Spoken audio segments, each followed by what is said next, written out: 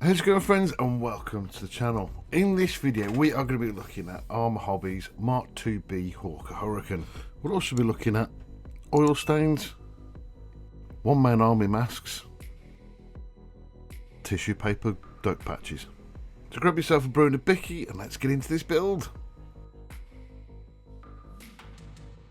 Now here's a bit of a change. We actually start with the wheel well rather than the cockpit. Now the way this one builds up is that we pretty much do the central section of the model because the cockpit is actually built onto the central wing. As you can see, even though you're not going to see it exceptionally well, but the detail in there is actually really nice. Now before I start assembling the cockpit, I need to do some little bits on the wings. Now we've got options for fuel tanks or bomb racks. Now if you want to do the hurry bomber like I'm doing, you will need to remove these sort of like clamps that are for the drop tanks. You can get in nice and tight with a pair of snippers, and then I use a rounded edge blade just to scrape that away, and a little light sanding to flush that up. To be fair, most of this you're not really going to see when the bomb rack goes on, but it just tidies it up a little bit nicely. You're also going to want to drill a couple of holes in before we close the wings up as well.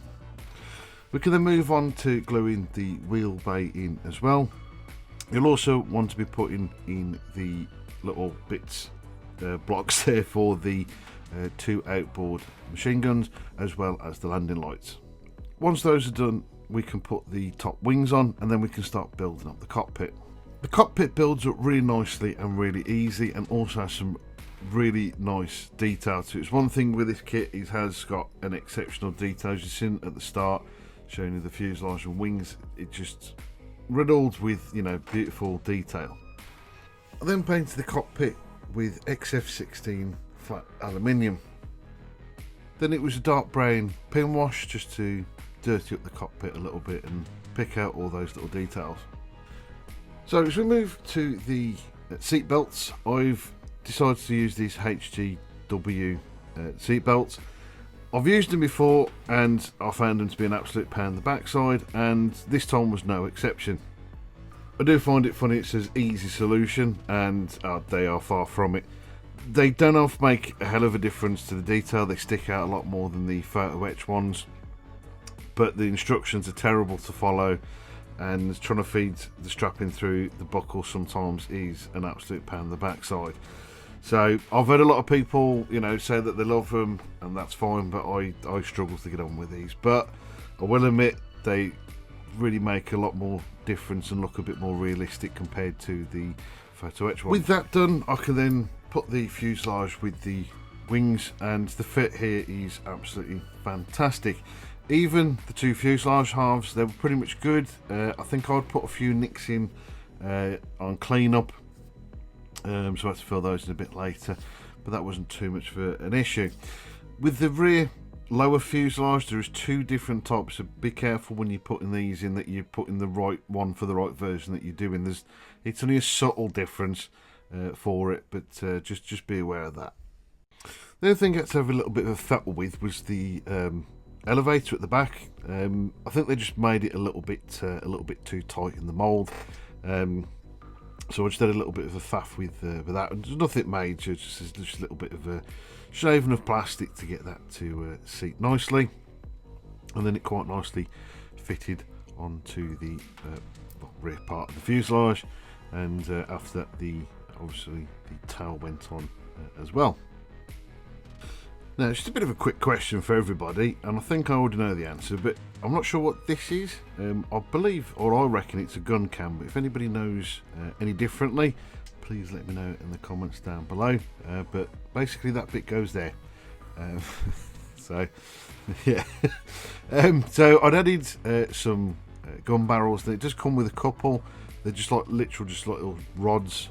I had these from somewhere else, some spares kicking around. But which later on I might as well just gone with the kit parts, because I'd found a reference photo at some point showing them being covered.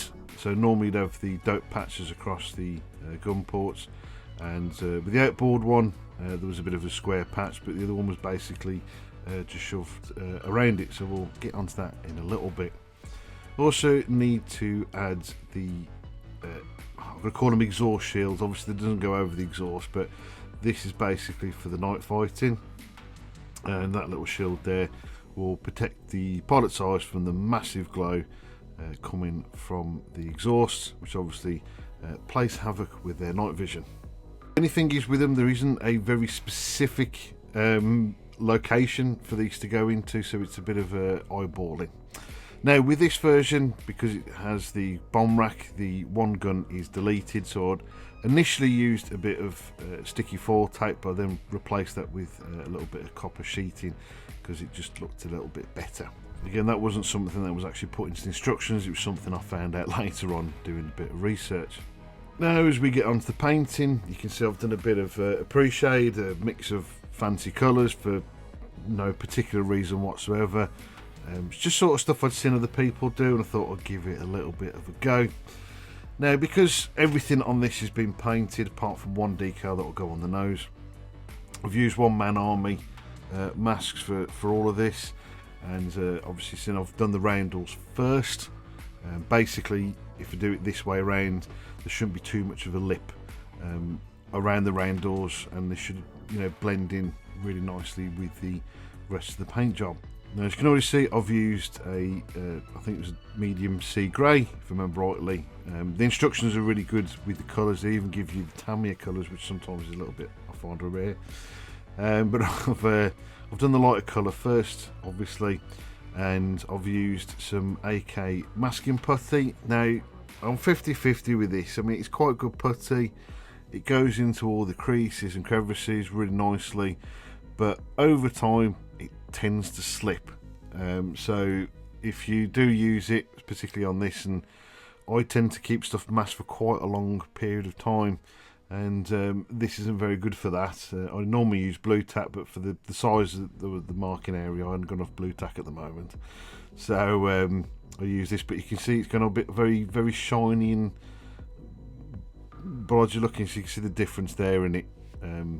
But yeah, it tends to slip a bit, but it does a job. It's really good. But I believe Silly Putty is very much similar to this, and probably a hell of a lot cheaper than this stuff as well.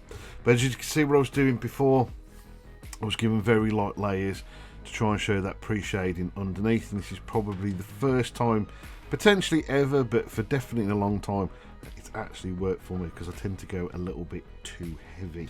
There we go, you can see all done, all painted.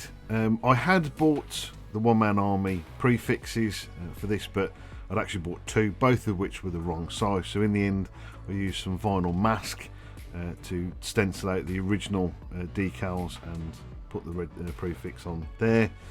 Obviously the banding, that was masked previously, and I had to do a bit of guesswork with the towel flash because they didn't really give us any of that, but it's not really a hard one to do. Next was the bit I was looking forward to the most, was the stenciling. Now One Man Army have recently brought out very specific stencil set and roundels for the Hurricane, which is half the reason why I decided to do this. I also did sort of fancy doing some sort of general painted markings. It's something I do like doing, but I don't do very often because it is admittedly a bit of a faff sometimes and a lot more extra steps to do. But as you can see, put them all into the right locations by using the decal placement in the instructions. Masked around the area, so you obviously got a bit of space there for not overspraying onto the model. And we get these fantastically done stencils, and they look obviously painted on, because obviously they are painted on, but they look just like the real thing. One thing I will say about the One Man Army masking is they're not particularly cheap, particularly if you're going to do, you know, you're getting the full set. The kit itself was roughly around about £40. I spent about £80 on all the masks, so bear that in mind. You will get a couple of builds out of it, but it's a bit of a pricey game, admittedly, and something I probably won't do again. Well, I probably will, because I've still got a few other ones, but after that it probably will be the last time. So for the grip tape, walkway on the side. As you can see there, I've masked the area off. There is decal for it, but for it to be a bit more realistic, I've used some, I was going to say watered down Tamiya putty, but it's using obviously some Tamiya glue mixed in with the tatty old brush. Stippler that in, gives you a nice relatively soft texture, which will do for the grip tape. After that was done and painted, I put the one singular decal onto the model, because again I couldn't find, well, they don't do a one specific for this. I know they do ones with emblems, and it would have been nice to have done, but they didn't, so I had to stick with the decal. But that went down really nicely and settled in really well. So for my wash, I've used raw umber and a little bit of black from Winsor & Newton, the oils, and I've mixed it the same sort of consistency, well, the same colour I should say, rather consistency, as the old Tamiya panel accent liner that I used to use all the time. I find this is a little bit better. I can have a bit more control with it in a way, but I can mix the colours exactly the way I want to. But what I did with this one this time was I didn't really let it dry off at all. I pretty much, as I put it down, I went over with the brush that I'd pretty much been using to add the liner, and just wiped it away quite quickly afterwards. So that gave me a nice sort of panel lining still, but not being too strong, and doing it in a streaking fashion kind of give the sort of the airflow as well, a little bit of streaking in there to it. And there you go, nice little subtle wash. I will later on go and reinforce a few areas of use. Now I've gone back to a bit of an old technique I haven't used in quite a while. So I'm using a silver prism pencil. I've had this for quite a long time. It's something I used to use quite regularly because it gives a nice sort of muted silver aluminium look, and it's obviously is a little bit more precise in some ways because it's a pencil. So I thought I'd crack that out and go around that for, again, just something a bit different, something I haven't done for a while.